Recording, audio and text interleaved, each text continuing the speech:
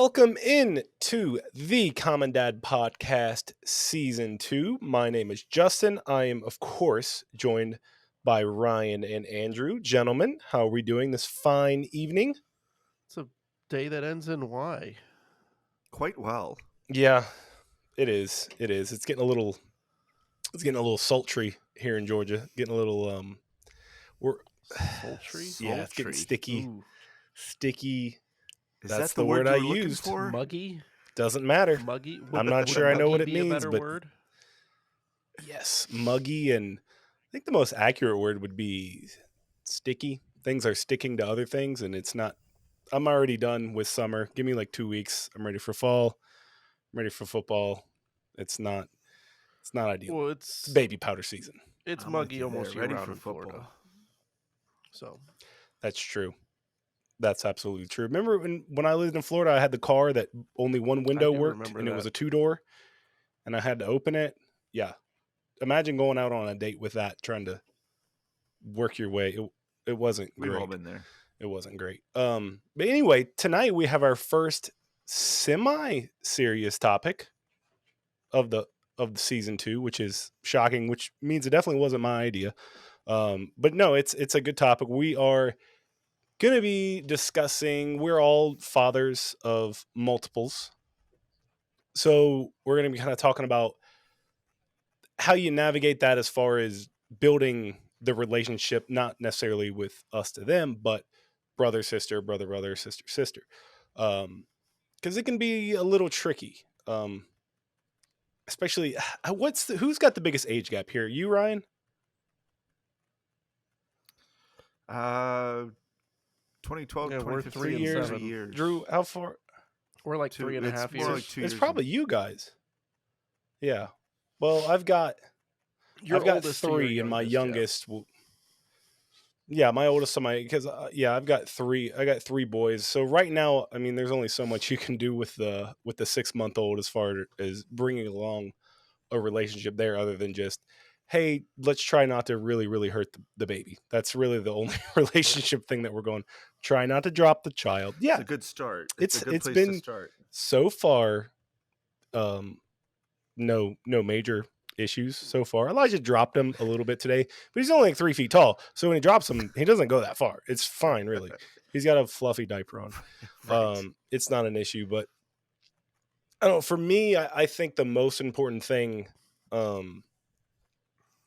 least what I'm trying to focus on right now, because they're going to be starting to. Well, Elijah will be in kindergarten next year, and Ezra was moving that way. So they're going to be in school together. I think when Elijah's a senior in high school, Ezra will be a sophomore. I'm not Okay. sure. But anyway, they're going to meet. They're going to be together. So right now, I'm really trying to instill that like have each other's back type of thing, which I see on the playground a little bit. It's funny though because they fight at home all the time, but on the playground, they seem to usually defend each other. Um, but it's a fine line because you don't want them to fight. You never want them to fight if they absolutely have to. Then have at it, I guess. But yeah, I don't know. Do you guys attempt to do that with your kids yet? Like, I don't. It's weird because you want them to have each other's back, but I'm not trying to Force it. say, hey, if somebody pushes your little, yeah, force it, or hey, if somebody says something mean to your little brother, Deck him. punch that kid in the face. Right? Yeah, and they're little, so they don't know what that means. Have you guys tried that or even had that Not conversation? directly, but I would say we've seen a little bit of that. And it's interesting because when they're alone together, they're at each other's throats, but when they're out in public, yeah, I would say they have a little bit of each other's backs. They look out for each other a little bit. At least that is when our oldest isn't just completely abandoning our youngest because he's faster and climbs, and the the older one's going to want to Well, go do things that the younger one maybe can't keep up with, or play with people that the younger one can't necessarily play with, whether it's a sport yeah, or a jungle gym or whatever it is. And so sometimes the yeah, younger one gets left behind. But I do notice on occasion they will, at least the older one will kind of look out for the younger one a little bit. And we don't specifically push, back each other up. I think it's more of just in general the parenting style 24/7 that encourages we're family, we're brothers, you're going to be brothers for the rest of your lives. Like you have to love each other, you have to deal with Right. each other. You're going to be brothers the rest of your lives for There's better or the for word. worst. Yeah. I said that to Elijah a couple weeks ago, and he was like, "Ah, like the whole time." The I was like, whole "Yeah, time. buddy. Like that's the deal." Like, yeah. The eye roll. So how do The you eye roll too. you said keeping up, and that's interesting because Ezra, he literally can't keep up. He's running as fast as he can. So what do you do? And maybe it depends on the personality of the kid, but do you tell the older one to slow down, or you tell the little one to figure it out? Because it's tricky. Yeah, we I've try found that we neither try work. to stay out of it as much as possible on the playground. Okay. I Yeah, would tend just let to 'em work it say that out. we try to let them do whatever they're going to do on a playground. We're obviously keeping an eye, but we're the type that are going to sit down on a bench on, the outer perimeter, and And just shut your eyes. they're going to do what they're going to do, and we're going to keep an eye and make sure that, other kids aren't pushing them around or, doing anything irresponsible. But by the time they're 3 Yeah. and up, for the most part, you can let them go on a playground. Yeah, I would say so. I mean, we've let starting to navigate our it pretty youngest well. Max. We've even let him do a few. There's a few playgrounds that have like almost like a climbing wall that's got like a rock climbing thing. That's Yeah. got like those grips that you can grip onto, and it's probably a good 10 feet tall before you reach the landing platform. And he's climbed it on his own. I'll stand a few feet behind him and just kind of be there in case Right. he slips, but he can climb it on his own. You gotta let them Yeah. go out there and adventure a little bit on their own. But to get back to the topic, on occasion I'll see our oldest kind of, if there's some other kids on the playground or something like that. Yeah, I'll see naturally he'll be a little bit of a defender. Yeah. That's pretty. Ryan, do you have that with? Because you're the only one with a girl here. How does that play? Yeah, I was gonna say so. I feel a little bit out of my depth with this topic, just because of the whole situation, right? Drew and I are brothers. We've got one other brother. We come from a family of boys. Justin, how many sisters do you have? None that I am aware of. None. Right. So all boys. Your kids are all boys, and Boys. Drew, your kids are all boys. So we're coming from a very, you could say we're relatively familiar, whether or not it works, with the dynamic of having brothers. Right. However, trying to raise a girl in the mix of all of this is interesting.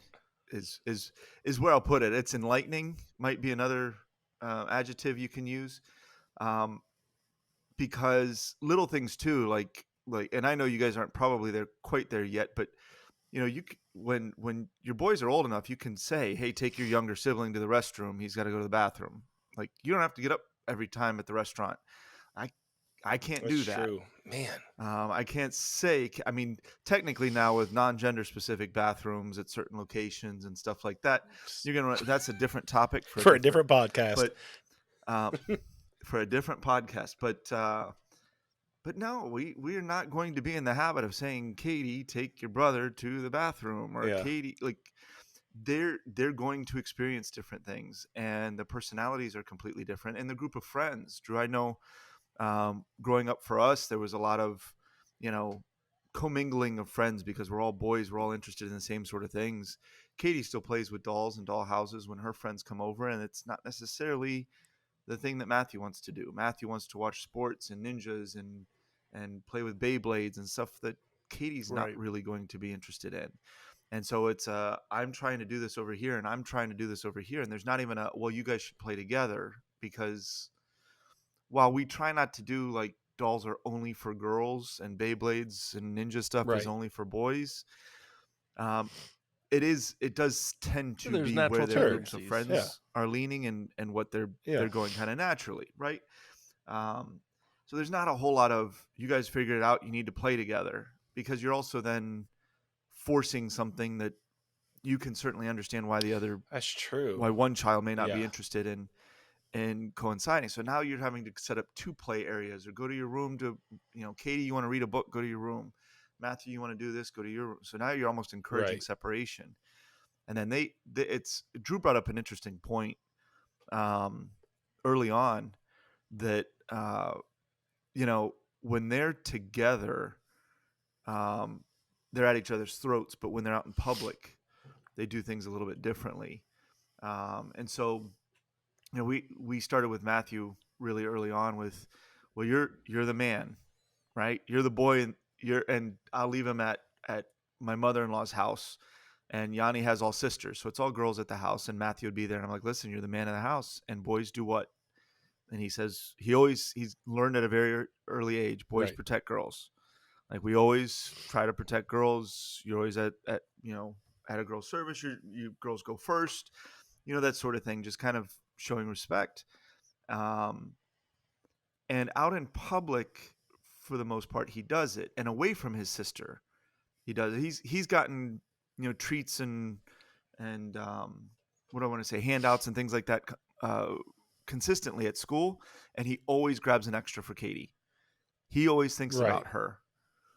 Well, when they he's not near do. her. I think most kids, you'll see it like, if I'm going to try to give an example. If Elijah had 2 pieces of candy and Ezra were to say, hey, let me grab that, he would be like, no, he'd freak out and they'd fight.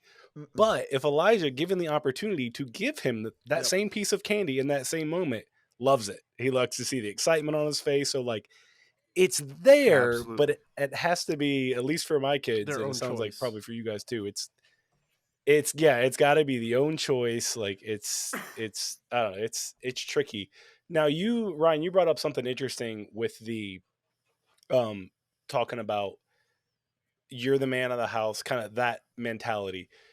So that's something we've been working on Elijah with, but every now and then I kind of will pull back on it a little bit, because I know I don't know, because I'm not the first child, but I do know a lot of first children feel that pressure to almost be a pseudo parent. You know what I mean? Like, I believe there was a song of about course. that on Yeah, exactly. Encanto, Okay, there right? you go. That's a great example. So I try, like, I want Elijah to know that, like, hey, you can help us. You need to help us sometimes, especially with a little one. Like, get a diaper, get some towels, or whatever, things like that. But we had a conversation today. It was kind of a hard conversation. We were watching the Netflix series The Floor is Lava, Mm-hmm. right? And so it was fun, but then he started thinking about, like, oh my gosh, what if there's a fire in the house? And he got kind of scared. And he was like, Daddy, what do I do if there's a fire in the house? And I explained to him, I was like, the alarms will go off, yada, yada, yada. But I told him, I was like, look, buddy, if the alarms go off and you can't find mommy or daddy or whatever, you grab your brother and you get out of the house. And, like, I could see it in his eyes. He was like, oh, like, I'm in that moment, I'm responsible for my little brother. And I was like, he didn't say it like that, but he was like, I get Ezra. And I was you like, could see it in his yeah, eyes. You could tell. Yeah. yeah, he was just like, holy crap. Like, we were just watching The Floor is Lava, and now I'm telling him, if mommy and daddy are dead, it's up to you, buddy. Like, so it took a Good night, turn that sleep I tight. really was not anticipating. Well, at first he was like, because he saw a dinosaur in the bed of this set that was lava, and he has a dinosaur that he sleeps with every night. He was like, he calls him Bracky. He's like, Daddy, if there's a fire, he was like, I got to make sure I get Bracky. I was like, no, make sure you get the people first. If you happen to be clinging to said stuffed animal, sure. And then he goes, well, can we go back in? And I was, no, you never, please don't go back in for a very flammable stuffed animal. Please, I'll buy you another one. I can buy you another one. And I think he understood it. So we're just going to try to avoid fires in the house for a while until we can really get that set in stone. I'd be interested to see how that develops too as they get older, because I do feel you kind of calling out the whole pressure that the older siblings do, or they feel. Katie's one of those that, and maybe it's the being a girl versus a boy. She shoulders. She likes it almost Okay. she looks for it. And that's why, like, we joke around with the other boy cousins Right. because she's the oldest, that she's Angelica, because it gets to the point where, well, if I'm in charge and I'm responsible, then Right. you're going to listen to me. And so we've got to reel that in a little bit too. Yeah. And it's an interesting dynamic because she embraces that responsibility, but you got to She be can abuse careful it as well. because you do want to, they can abuse it, but they can also, it can, like the song in Encanto, it Yeah. can make them crack, sort of thing, because she's worried about this and she's worried about that. And she knows that, let's say, Yanni or I are working from home one day and she's trying to get changed and she's trying to clean her room because she's been given a chore to do, and Matthew's bringing toys into the room or messing something up, and her friend's over and they're getting ready for dance or something like that, and there's just all this stuff going on. She can get to the point where she feels all this pressure and she snaps, whether it's at him or Right. back at us as parents or whatever the case might be. And so you do have to kind of temper that, hey, and that's one of the things that we tried to teach early on, and I don't know how well it's working, but is awareness. We want to teach them about, be aware of what's going on around you, not just with regards to your siblings, but with other adults, to be with other aware too families. of that. Like, I can see, and you guys can probably too, like, I can see when Elijah's about to, Oh yeah, like, he's had enough. You know what I mean? they don't hide it well. And if Right. I don't step in, no, they don't. Yeah, exactly. They don't hide it well. And I feel bad when they, like you said, Ryan, when they kind of snap, and it's like, oh man, like, I did that. You know what I mean? Like, I probably shouldn't have done all that. Like, I haven't really found a good way to navigate that conversation when, like, they're frustrated and it's like, well, that's kind of daddy's fault. Like, I try to take the blame, or, that's our fault. Or that's mommy's fault. She's messed it all up. Like, that daddy loves you so much. Daddy Absolutely. would I was never going to do say, that. come on. And that takes care of it immediately. But yeah, Drew, you were about to say something. I cut you off. No. I was just agreeing with you. Oh, okay. Gotcha. Yeah, it's just, it's tough. And then kind of like what you were saying, Ryan, with the Angelica thing, like, that also can enable the little ones to kind of take advantage of it. I've had Ezra, my middle child, go up to Elijah and ask him for things that he knows he can get from, hey, Oh there's yeah, some no, we haven't I had got a that. bad idea, because Ezra's like the mastermind. I almost said he was Pinky and Pinky in the Brain, but I don't think he would appreciate that, listening to that's not the comparison. No, well, if he's a mastermind, he's yeah, the okay, brain. there you go. But now I'm calling my oldest the yeah, it's never bad, mind. just bad. Anyway, so my little one is the Skip the troublemaker, and Elijah's very, like, he's sensitive and sweet, and he gives everybody the benefit of the doubt. Like, if you tell Elijah something, he fully believes it and doesn't even think twice about it. But Ezra will be like, hey, Elijah, there's candy up in the top. I can't get it, but you can get like, and then that kicks in. Elijah's like, yeah, I can get it. I'm the older brother, of course. And then, so it's tough, man. I don't know. Yeah, no, Katie will stay responsible with regards to that, but she'll take on the parent role then and say, well, you didn't say please, so you've got to There you go. Wait 15 minutes. Or some sort of, like, power. She'll go on the power trip. But it's interesting because the kind of circling back to the awareness, Matthew has to be aware, even though he's the younger of the two, about how he's affecting Katie. It's easier to have that conversation with Katie, and it's not. I think there's a certain element of it being gender, but she's just naturally very mature for her age. We can have those types of conversations that, hey, you talk to your brother like this, you're right in what you're saying, but don't you think there's a better way to say it? And we've had a number of conversations just about leadership in general. We apply it in the brother-sister relationship with them, but it's just about leadership. Do you think you're going to get somebody to listen to you and follow you and do what you want to do? If you want to play with the dolls now and you're going to play Beyblades with Matthew later, then wouldn't you think that you're going to get him to agree by being nice to him and suggesting something like that versus telling him, well, you got to do this now, otherwise I'm not going to do this with you. And it's that fine line of that's good, but also it's like, don't manipulate it. Because that's like, it's like a power that you just gave them. You're like, oh yes, I can do that. And then they twist it and then they use it for evil. Fortunately, at 9 years old, it's pretty easy for us as adults to be able to discern when they're doing the manipulating versus when it's do you guys ever just let it happen just to see how it plays out? Because I do. Sometimes I'll sit back and watch them like a TV show. We'll watch them throw the tantrums.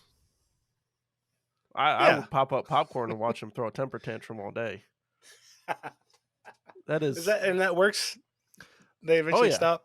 Oh yeah, you let them go long enough, they'll figure out that it's not getting a reaction that they want, and they'll stop. Man, we tried this. Actually, you were the one who gave me the advice. Let him go, because Ezra throws terrible he gets angry, can't talk. And man, he went in his room and trashed it. He put a hole in the wall. Wow. He flipped his good for him. Flipped his mattress. Just lost it. And I was like, I could hear this going on. And this is maybe a different topic, but I'm like, okay, the punishment that this requires would put me in jail. So I have to be calm because like this little 4-year-old just put a hole in the wall. How long did you let it go? Probably 25 minutes. And he was raging the whole time? Go. He was getting more frustrated. But remember, I told you this, Drew. We found out that he was sick at the time. We gave him nighttime cough medicine the night before. Different kid. Interesting. Completely. We gave him nighttime medicine 3 days in a row. And all 3 of those days, it was like full-blown psychotic temper tantrums. Different kid. The whole day. From start. Different kid completely. And I was like, I react to like NyQuil and stuff weird. I have weird dreams and I'm really groggy the whole rest of the day. And I was like, well, if he's groggy, he's probably just agitated about anything. Sure enough, we took him off the syrup and he was calmed down. He was back to normal. And I was like, oh my gosh. So yeah, no more of that there. So maybe we'll just stick to like Benadryl next time. And then we'll see how that goes. We let him go in the mornings. In the mornings we'll watch, but it's generally for the good moments. I'll sprinkle in a little bit of the positivity here, because what'll happen is we like to sleep in, and as adults now, Katie is old enough that she can grab the Pop-Tarts off the top shelf of the pantry. Showed my kids and it's like, go on. They'll get up in the morning and they've since learned, okay, well, I don't want to wake up mommy and daddy. If I wake up mommy and daddy, they'll make me clean my room or they'll get me started on chores. So I'm going to let mommy and daddy sleep. Katie, you get the Pop-Tarts. That's a win. I'll get this.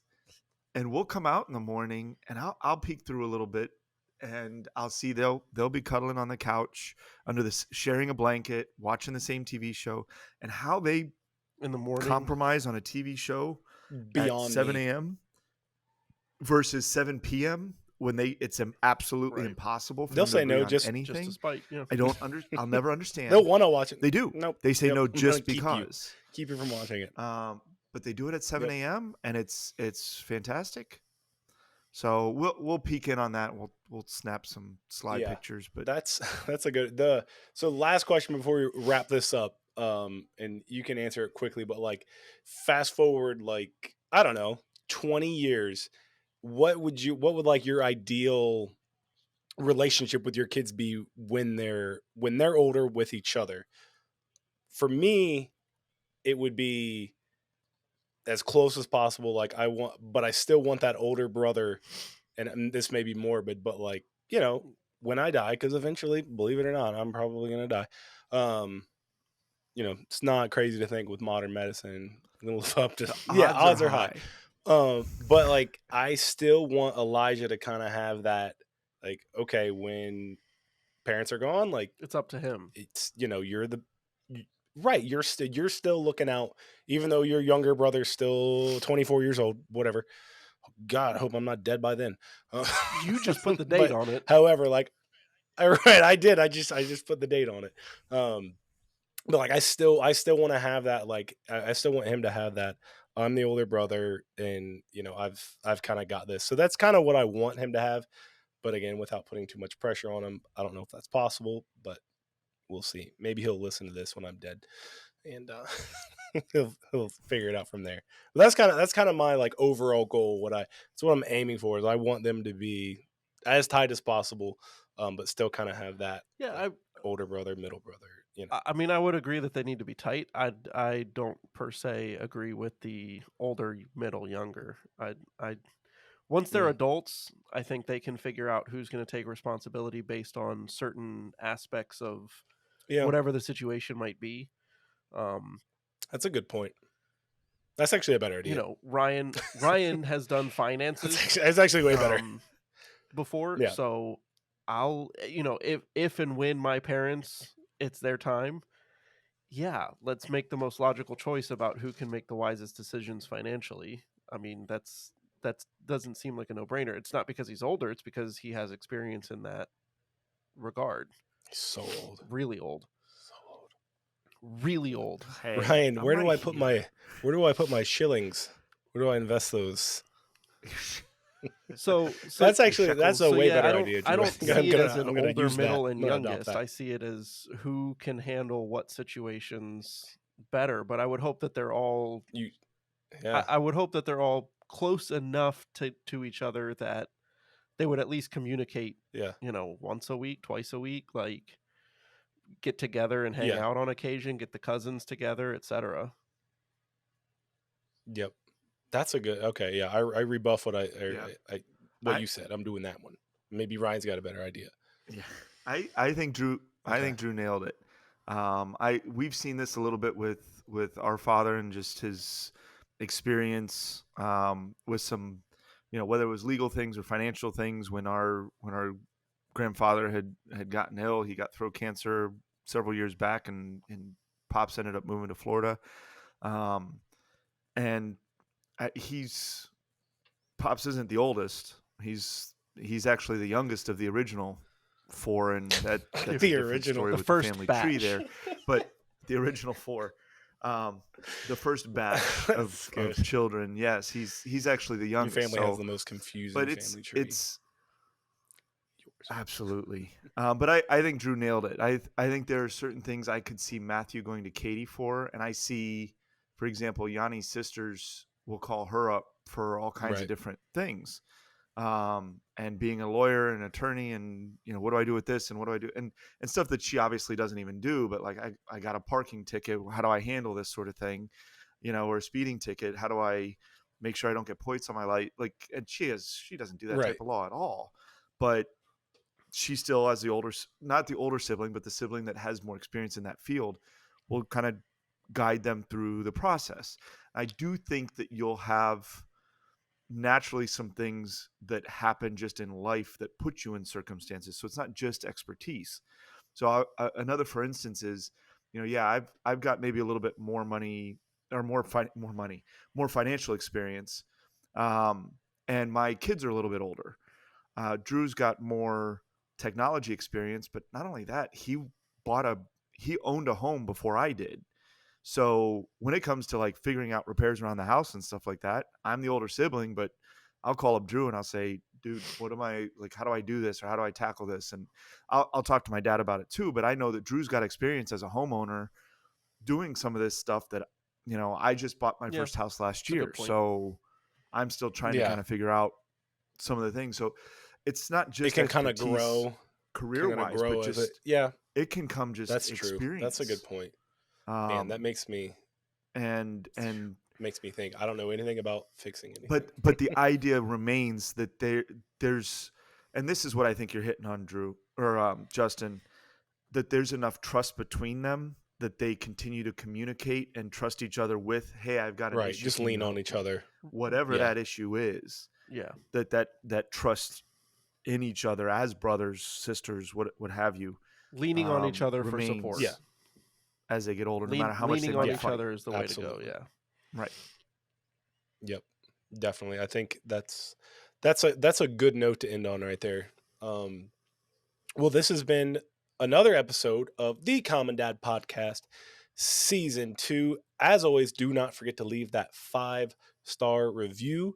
We will pay you for it directly. Checks will come we don't from know Sarah. Correct. Or some sort of like Chuck E. Cheese style currency. Maybe the kids can draw something up for you, but we'll put it in the mail.